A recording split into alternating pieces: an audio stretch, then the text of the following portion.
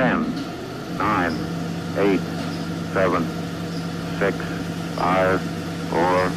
2. Assalamualaikum warahmatullahi wabarakatuh. Halo semuanya, di sini kami dari Divisi PSDM akan menjawab pertanyaan Q&A yang berada di IG-nya kami, IG-nya Ma'had Ali, yang mana di situ ada salah satu pertanyaan yang menanyakan tentang hukumnya sholat orang yang bertato. Nah, bagaimana sih guys hukumnya sholat orang yang bertato? Apakah sah atau tidak? Apakah nanti ada tafsir atau perinciannya? Oke, kita bahas bersama-sama ya. Karena saya nggak punya buku banyak, maka dari itu saya pakai Maktabah Syamilah yang ada di laptop saya. Nah, ini contoh Maktabah Syamilahnya guys.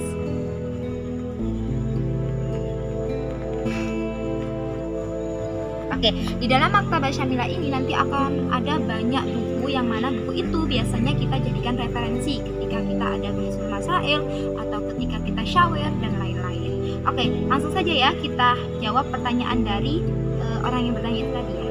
Oke.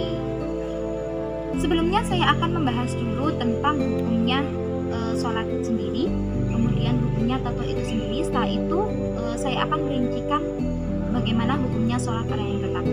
Nah, sebagaimana yang sudah kita ketahui bahwasanya hukum sholat itu wajib ya.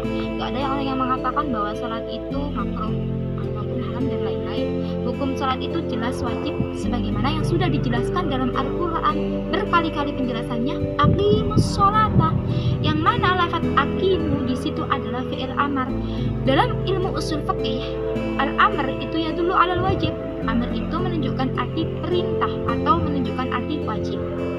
Nah, kalau hukum sholat wajib, terus bagaimana hukumnya orang sholat yang bertato? Setelah kita bahas hukumnya orang yang sholat itu wajib, kita bahas hukum tato terlebih dahulu. Apakah hukum tato itu halal?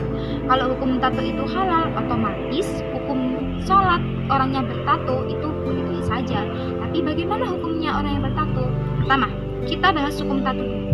Hukum tato itu setelah saya meneliti bahwa hukum tato itu adalah haram. Salah satu hadis yang menunjukkan bahwa hukum tato itu haram berasal dari hadisnya riwayat Imam Bukhari, yang mana hadis tersebut berada di nomor 5347 yang berbunyi la'anan nabiyyu sallallahu alaihi wasallam al-washimata wal mustawshimah.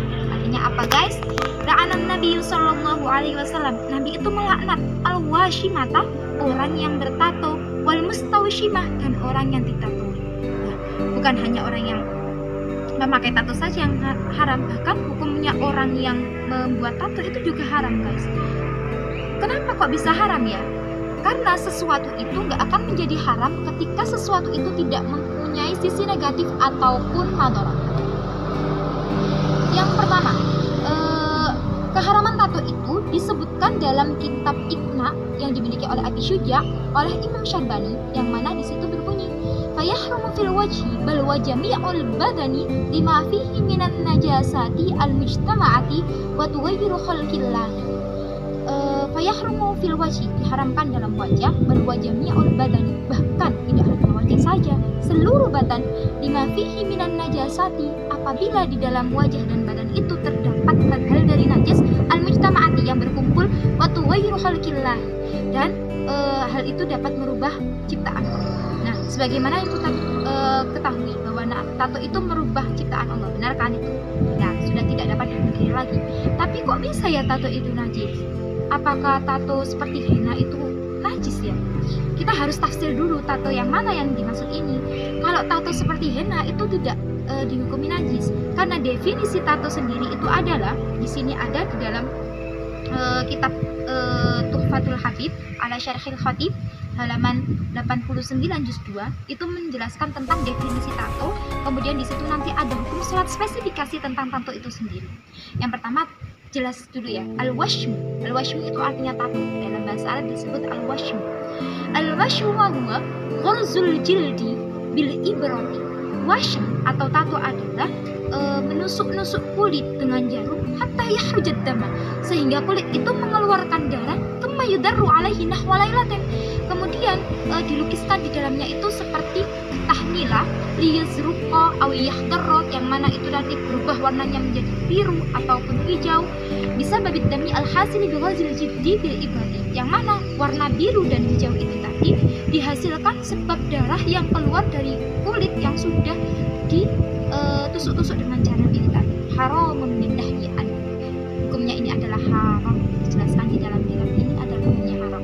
Jadi tato yang kita ketahui itu adalah tato yang sampai melukai diri, yang sampai merubah, benar-benar merubah fisik kita, bukan tato kita henna. Itu hukumnya halal karena itu tidak menusukkan sesuatu dengan jarum ke kulit, tapi cuma melukiskan sesuatu di kulit. Kemudian hukumnya sholat orang yang bertato sekarang. Tadi jelas hukumnya sholat adalah wajib. Kemudian hukumnya tato adalah haram. Tapi tato yang dimaksud adalah yang sampai merubah ciptaan Allah, dan tato yang dimaksud adalah tato yang sampai menyakiti diri kita sendiri. Itu tato yang dimaksud adalah tato yang seperti itu. Bukan semacam yang tadi ya, sudah dijelaskan. Nah sekarang hukumnya orang sholat yang bertato. Takbir yang tadi yang sudah saya bacakan tentang hukum tato, itu di bawahnya ada lagi fatajibu izalatuhu ma lam yusfah dororat yubihat tayammum. In khafa lam tajib izalatuhu. Maka jika orang tersebut sudah terlanjur melakukan tato, harus dihilangkan tato itu. Malam yakhfa dororat, selagi orang itu tidak takut doror, adanya bahaya yang pada aslinya sendiri. Berarti kalau ditakutkan adanya bahaya dirinya sendiri, hukumnya gimana? Nah, tafsir berarti. Yang pertama, dia itu harus menghilangkan tato itu jika dia itu tidak takut terjadi doror. Jika terjadi doror, maka orang itu tidak wajib menghilangkan tato. Nah sekarang pertanyaannya, doror itu sampai mana sih? Yubihut tayammuma. Yubihut tayammuma ini adalah takbir setelahnya. Nah yubihut tayammuma kok bisa ya? Tasawurnya yubihut tayammuma itu kayak gimana? Gambarannya atau tasawurnya doror yang memperbolehkan tayammum adalah yang pertama, apabila doror tersebut berdampak menghilangkan fungsi anggota tubuh yang ada di tato itu tadi. Menghilangkan misalnya seseorang ketika dihilangkan tatonya itu sampai diamputasi atau sampai nggak bisa dibuat untuk melakukan kegiatan, itu doror. Atau adanya kekhawatiran kalau misalkan dipaksakan tato itu dihilangkan, maka luka yang timbul pada sebagian tubuhnya yang sudah ditato itu tadi akan menjadi parah, maka boleh untuk tidak dihilangkan tatonya itu. Nah ini hukum seperti ini bagi orang yang tatonya itu tadi sudah balik. Nah bagaimana jika orang itu dipaksa?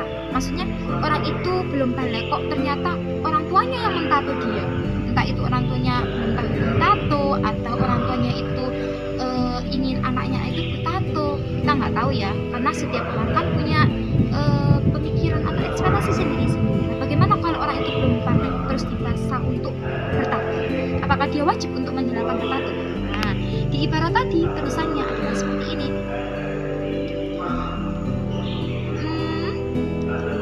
Wahada idza fa'alahu biridahu ba'da bumi. Tadi yang saya jelaskan tadi itu jika dia sudah menghilangkan wajib itu tadi jika dia sudah balik. Wa illa, jika dia belum balik, fala talzamuhu izalatuhu, maka tidak wajib untuk menghilangkan tatonya. Wa tasihhu sholatuhu wa imamatuhu, maka sholatnya dan jika dia menjadi imam itu sah. Berarti hukumnya ada dua. Balik itu ada di hukumnya yang sudah saya jelaskan, bahwa wajib dihilangkan jika tidak takut terjadi doror, dan tidak wajib dihilangkan jika takut terjadi doror. Yang kedua, jika orang itu memakai tato sebelum dia balik, maka diperbolehkan untuk tidak menghilangkan tatonya itu. Fatasihhu sholatuhu wa imamatuhu, maka sholatnya menjadi sah dan dia juga berhak untuk menjadi. Oke guys, akhirnya terjawab juga ya. Hukum sholat orang yang bertato sah atau tidak? Hukumnya tadi ada apa? Hukumnya tadi sudah ditafsir, yang mana dijelaskan dalam kitab Tuhfatul Habib ala Syarhil Khatib halaman 82 juz 2. Oke, kita tunggu lagi Q&A atau jawaban-jawaban Q&A yang ada di IG-nya Ma'had Ali. Dan jika kalian ingin untuk bertanya di IG Ma'had Ali, maka jangan lupa untuk kunjungi selalu IG Ma'had Ali. Dan jika kalian ingin mengetahui jawabannya, jangan lupa untuk kunjungi YouTube-nya Ma'had Ali, terutama divisi PSDM, karena di divisi itu adalah divisi untuk mengembangkan bakat-bakat dari santri Ma'had Ali. Dengan jawaban tanggapan video-video dari Q&A ini. Oke guys, jangan lupa like, subscribe, and share video ini. Goodbye, see you.